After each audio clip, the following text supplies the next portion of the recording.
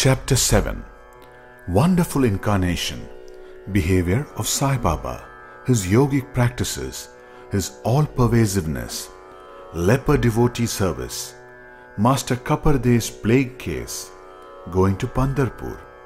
Wonderful Incarnation. Sai Baba knew all the yogic practices. He was well versed in the 6 processes including Devotee, stomach cleaning by a moistened piece of linen 3 inches in breadth and 22.5 inches in length. Khanda Yoga, this is separating his limbs and joining them again, and Samadhi, etc. If you think that he was a Hindu, he looked like a Yavan. If you think him to be a Yavan, he looked like a pious Hindu. No one definitely knew whether he was a Hindu or a Mohammedan. He celebrated the Hindu festival of Ramanavami with all due formalities and at the same time permitted the sandal procession of the Mohammedans. He encouraged wrestling bouts in this festival and gave good prizes to winners. When the Gokulashtami came, he got the Gopal Kala ceremony duly performed, and on Eid festivals, he allowed Mohammedans to say their prayers, namaz in his masjid. Once, during the Muharram festival, some Mohammedans proposed to construct a tajia or tabut in the masjid, keeping it there for some days and afterwards take it in procession through the village. Sai Baba allowing the keeping of the tabut for 4 days, and on the 5th day removed it out of the masjid without the least compunction. If we say that he was a Mohammedan, his ears were pierced, this is he had holes according to Hindu fashion. If you think that he was a Hindu, he advocated the practice of circumcision. Though according to Mr. Nana Sahib Chandorkar, who observed him closely, he was not himself circumcised. White article in Sai Leela on Baba Hindu Kiyavan by BVDO page 562. If you call him a Hindu, he always lived in the masjid.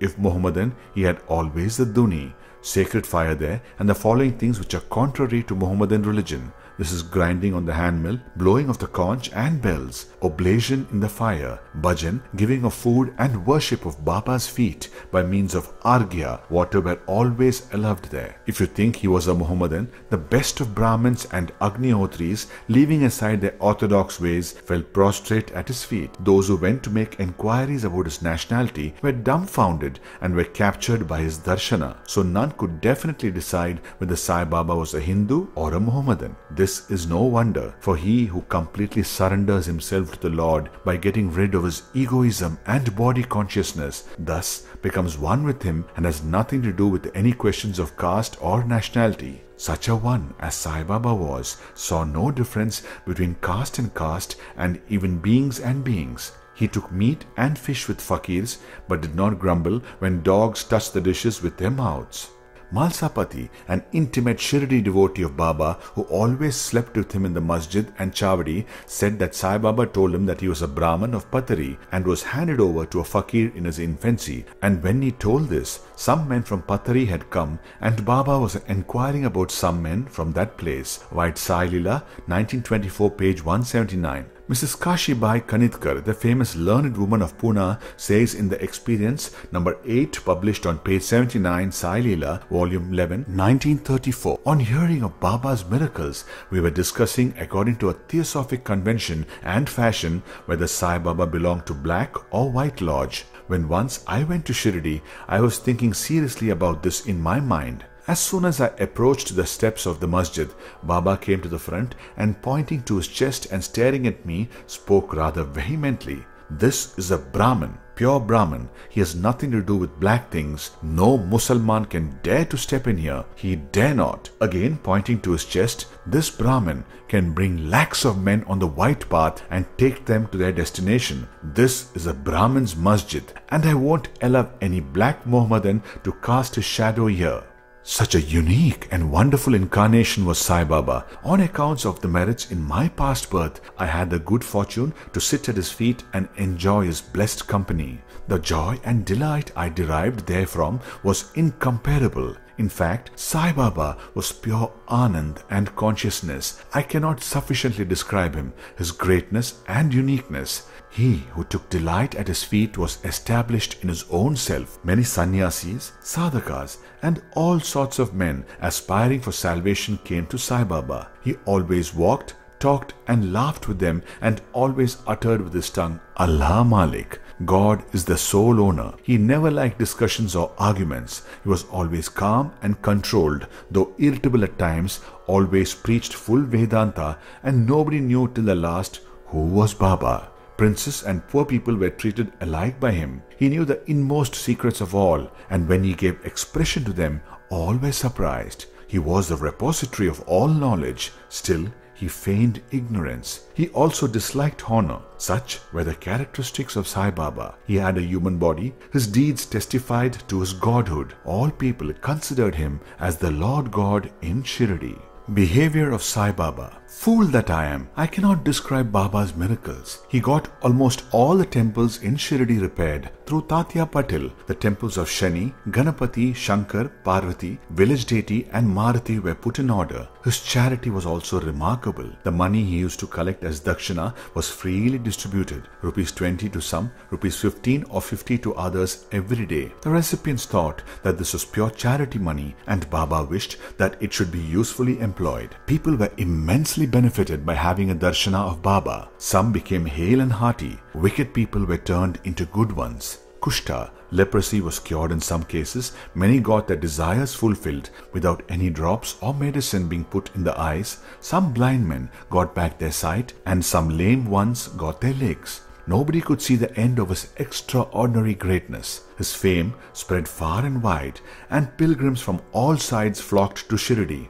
Baba sat always near the Duni and eased himself there, and always sat in meditation, sometimes with and on other times without a bath.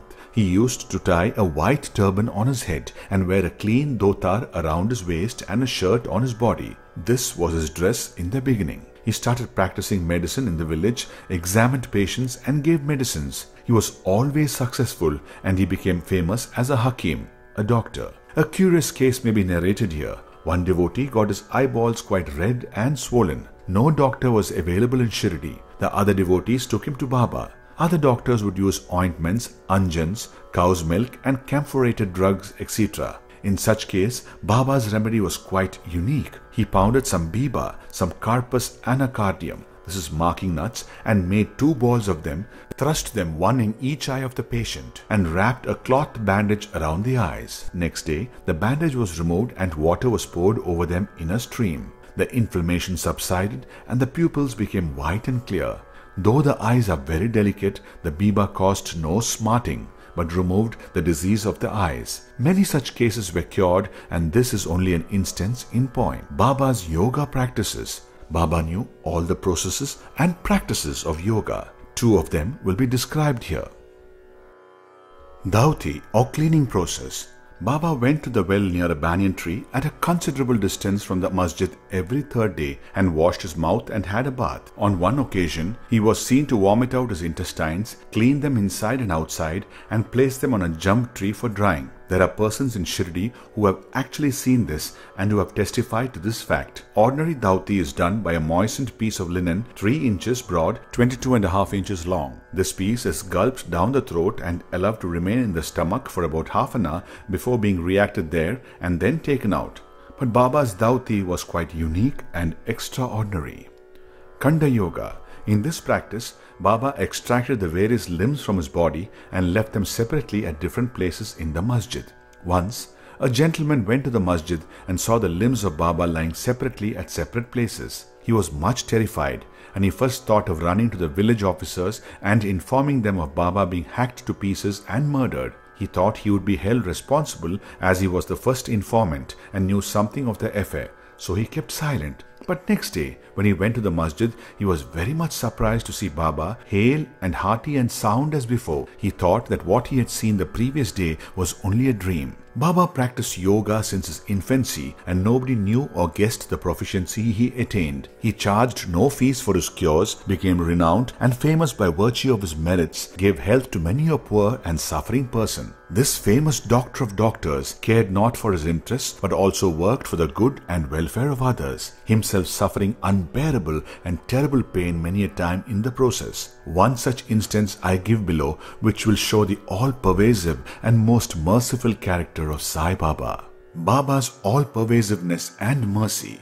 In the year 1910 AD, Baba was sitting near the Duni on Diwali day and warming himself. He was pushing firewood into the duni, which was brightly burning. A little later, instead of pushing logs of wood, Baba pushed his arm into the duni. The arm was scorched and burnt immediately. This was noticed by the servant Madhava and also by Madharao Deshpande, Shama. They at once ran to Baba, and Madharao clasped Baba by his waist from behind and dragged him forcibly backwards and asked, "Deva, for what have you done this?" Then Baba came to his senses and replied, "The wife of a blacksmith at some distant place was working the bellows of a furnace. Her husband called her. Forgetting that her child was on her waist, she ran hastily and the child slipped into the furnace. I immediately thrust my hand into the furnace and saved the child. I do not mind my arm being burnt, but I am glad that the life of the child is saved." Leper devotee service. On hearing the news of Baba's hand being burnt from Shama, Madhavrao Deshpande, Mr. Nana Sahib Chandorkar, accompanied by the famous Dr. Parmanand of Bombay with his medical outfit consisting of ointments, lint and bandage etc., rushed to Shirdi and requested Baba to allow Dr. Parmanand to examine the arm and dress the wound caused by the burn. This was refused. Ever since the burn, the arm was dressed by the leper devotee Bhagoji Shinde, consisted in massaging the burnt part with ghee and then placing a leaf over it and bandaging it tightly with pattis, bandages. Mr. Nana Sahib Chandorkar solicited Baba many a time to unfasten the pattis and get the wound examined and dressed and treated by Dr. Parmanand with the object that it may be speedily healed. Dr. Parmanand himself made similar requests, but Baba postponed, saying that Allah was his doctor and did not allow his arm to be examined. Dr. Parmanand's medicines were not exposed to the air of Shirdi as they remained intact, but he had the good fortune of getting a darshana of Baba. Bhagoji was allowed to treat the hand daily. After some days, the arm healed and all were happy. Still, we do not know whether any trace of pain was left or not. Every morning, Bhagoji went through his program of loosening the pattis, massaging the arm with ghee and tightly bandaging it again. This went on till Sai Baba's Samadhi. Sai Baba, a perfect Siddha as he was, did not really want this treatment, but out of love to his devotee, he allowed the upasana or the service of Bhagoji to go on uninterrupted all along. When Baba started for Lendi, Bhagoji held an umbrella over him and accompanied him. Every morning, when Baba sat near the post, close to the duni, Bhagoji was present and started his service. Bhagoji was a sinner in his past birth. He was suffering from leprosy, his fingers had shrunk, his body was full of pus and smelling badly. Though outwardly he seemed so unfortunate, he was really very lucky and happy, for he was the premier servant of Baba and got the benefit of his company. Master Khaparde's plague case. I shall now relate another instance of Baba's wonderful Leela. Mrs. Khaparde, the wife of Mr. Dada Sahib Khaparde of Amravati, was staying at Shirdi with a young son for some days. One day, the son got high fever, which further developed into bubonic plague. The mother was frightened and felt most uneasy. She thought of leaving the place for Amravati and went near Baba in the evening when he was coming near the Wada, now the Samadhi Mandir, in his evening rounds for asking his permission. She informed him in a trembling tone that her dear son was down with plague. Baba spoke kindly and softly to her, saying that the sky is beset with clouds, but they will melt and pass off and everything will be smooth and clear. So saying, he lifted his kafni up to the waist and showed to all present 4 fully developed buboes as big as eggs and added, "See how I have to suffer for my devotees. Their difficulties are mine." Seeing this unique and extraordinary deed or Leela, the people were convinced as to how the saints suffer pains for their devotees. The mind of the saints is softer than wax. It is soft in and out as butter. They love their devotees without any idea of gain and regard them as their true relatives. Going to Pandharpur and staying there. I shall now close this chapter after relating a story illustrating how Sai Baba loved his devotees and anticipated their wishes and movements. Mr. Nana Sahib Chandorkar, who was a great devotee of Baba, was Mamlatdar at Nandurbar in Khandesh. He got an order of transfer to Pandharpur. His devotion to Sai Baba bore fruit as he got an order to go and stay at Pandharpur, which is regarded as the Bhuvaikunta, heaven on earth. Nana Sahib had to take immediate charge, so he left immediately for the place without even writing or informing anybody at Shirdi. He wanted to give a surprise visit to Shirdi, his Pandharpur, see and salute his Vithoba Baba and then proceed. Nobody dreamt of Nana Sahib's departure for Shirdi, but Sai Baba knew all about this as his eyes were everywhere, omniscient. As soon as Nana Sahib approached Neemgaon, a few miles from Shirdi, there was a stir in the masjid at Shirdi. Baba was sitting and talking with Malsapati, Appa Jinde and Kashiram when he at once said, "Let us all four do some bhajans. The doors of Pandari are open. Let us merrily sing." Then they began to sing in chorus, the burden of the song being, "I have to go to Pandharpur and I have to stay on there, for it is the house of my Lord." Baba sang and the devotees followed him. In a short time, Nana Sahib came there with his family, prostrated before Baba and requested him to accompany them to Pandharpur and stay with them there. This solicitation was not necessary, as the devotees told Nana Sahib that Baba was already in the mood of going to Pandharpur and staying there. Hearing this, Nana Sahib was moved and fell at Baba's feet. Then, getting Baba's permission, Udi, the sacred ashes and blessings, Nana Sahib left for Pandharpur. There is no end to Baba's stories, but let me now make a halt here, reserving for the next chapter other topics such as importance of human life, Baba's living on alms, Bajabai's service, and other stories. Bo to Sri Sai, peace be to all.